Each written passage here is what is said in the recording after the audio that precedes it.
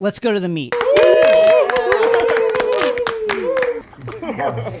Okay, Michael Rapaport a week ago released DMs that he was exchanging with Kevin Durant, in which Kevin Durant comes at him using language that is certainly homophobic and concerning and troubling. He was later fined $50,000 for this, and that brings us to this conversation that Michael Rapaport had with Shannon Sharpe and absolutely leathery Skip Bayless. When did Skip Bayless become literally a leather belt?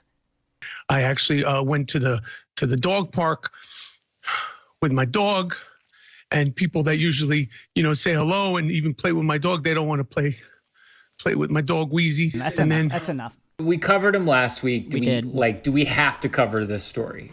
Listen, on this very program, I have urged people to not be marks, to not be roped in by the various engagement tricks that the sports media world throws out there. And in this case, unfortunately, we have no choice but to be marks. And it's because of something I like to call the take ecosystem, or the Take-A-Pede. So in the Take-A-Pede, you have content, and content is devoured by the front and the biggest media organization. That content is then mined for nutrients and breakouts and conversations, and the waste product is then excreted into the intake of the secondary level sports media organizations. So here you have your aggregators, your blogs, your USA Today for the wins. They then mine it for content and they pick things out of it, and then it moves further down the chain to your YouTube explainers, your Reddit threads, and then it continues to be digested and digested and digested until finally it is pooped out into